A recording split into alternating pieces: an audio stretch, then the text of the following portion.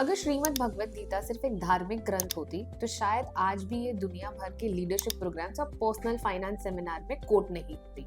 लेकिन सच ये है कि गीता सिर्फ एक आध्यात्मिक ज्ञान का सोर्स नहीं है, ये एक स्ट्रैटेजी बुक है जो लाइफ के हर एस्पेक्ट इंक्लूडिंग इन्वेस्टमेंट पे परफेक्ट गाइडेंस देती है। Hello and welcome back to my YouTube channel Greed Shoots Wealth. I am Saloni Mehta और आज की वीडियो में हम 5 पावरफुल इन्वेस्टिंग लेसन्स डिस्कस करेंगे जो डायरेक्टली श्रीमद् भगवत गीता से इंस्पायर्ड है।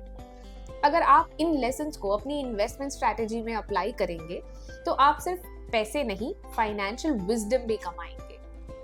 चलिए शुरू करते हैं। लेसन नंबर 1, प्रोसेस पे फोकस करिए, रिजल्ट पे नहीं। इन्वेस्टिंग का सबसे बड़ा सीक्रेट है लॉन्ग टर्म माइंडसेट। आजकल लोग जल्दी पैसा कमाने के लिए स्पेकुलेटिव ट्रेडिंग टिप्स और क्विक गेन्स के पीछे भागते हैं, लेकिन असली सक्सेस उन्हीं को मिलती है जो पेशेंस और डिसिप्लिन के साथ इन्वेस्ट करते हैं। वॉरेन बफेट अगर शॉर्ट टर्म प्रॉफिट्स के पीछे भागते, उनका नाम भी किसी और ट्रेडर की तरह हिस्ट्री में खो जाता। उन्होंने हमेशा प्रोसेस पे फोकस किया, स्ट्रॉन्ग कंपनीज में इन्वेस्ट किया, पेशेंस रखा और कंपाउंडिंग का मैजिक देखा। इन्वेस्टमेंट लेसन, आप मार्केट को कंट्रोल नहीं कर सकते हैं पर अपनी इन्वेस्टमेंट डिसीजंस को कंट्रोल कर सकते हैं। प्रोसेस पे फोकस कीजिए, रिजल्ट अपने आप आएगा। Lesson number 2, fear and greed से दूर रहो। स्टॉक मार्केट सिर्फ नंबर्स का गेम नहीं है, ये इमोशंस का गेम भी है। जब मार्केट गिरता है लोग पैनिक में अपने शेयर्स बेच देते हैं, जब मार्केट ऊपर जाता है ग्रीड के चक्कर में ओवर इन्वेस्ट करते हैं। 2008 का फाइनेंशियल क्राइसिस या 2020 का कोविड क्रैश देख लीजिए। जो लोग पैनिक में अपने स्टॉक्स बेच चुके थे उन्होंने काफी लॉसेस उठाए, लेकिन जो शांत रहे और सिस्टमैटिकली इन्वेस्ट करते रहे उन्होंने सबसे ज्यादा प्रॉफिट्स कमाए। इन्वेस्टमेंट लेसन, मार्केट की वॉलेटिलिटी को अपने इमोशंस पर कंट्रोल ना करने दीजिए और मार्केट को समझने की एबिलिटी डेवलप करिए। Lesson number 3, diversification is the key to stability. एक ही स्टॉक या असेट में अपना सारा पैसा लगाना गैम्बलिंग के बराबर है।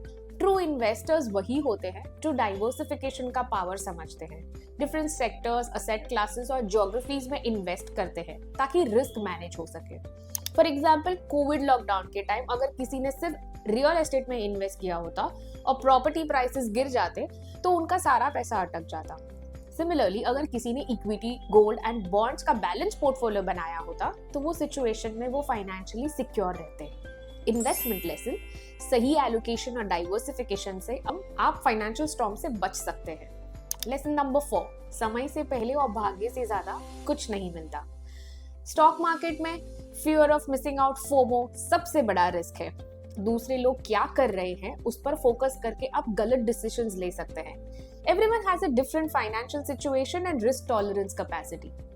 जब बिटकॉइन 2021 में $60,000 पे था तब सब लोग बिना सोचे समझे इन्वेस्ट कर रहे थे। फिर जब 2022 में प्राइसेस क्रैश हुई तो वही लोग ह्यूज लॉसेस में चले गए। इन्वेस्टमेंट लेसन, आपकी इन्वेस्टमेंट स्ट्रैटेजी आपके फाइनेंशियल गोल्स और रिस्क टॉलरेंस के हिसाब से होनी चाहिए, ना कि किसी और के एक्शंस के बेसिस पर। Lesson number 5, detachment leads to better decisions. Investing में ओवर अटैचमेंट और ओवर रिएक्शन सबसे बड़ा दुश्मन है। जब आप किसी स्टॉक या असेट से इमोशनली अटैच हो जाते हो तो लॉजिकल डिसीजंस नहीं ले पाते।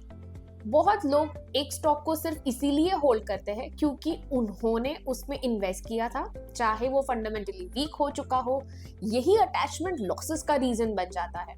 इन्वेस्टमेंट लेसन, इन्वेस्टिंग में ऑब्जेक्टिविटी जरूरी है।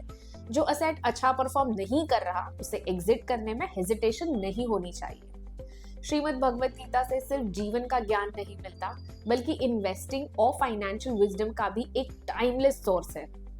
अगर आपको ये वीडियो यूजफुल लगी हो तो लाइक करें and share this video with someone who you know और चैनल को सब्सक्राइब करना ना भूलें।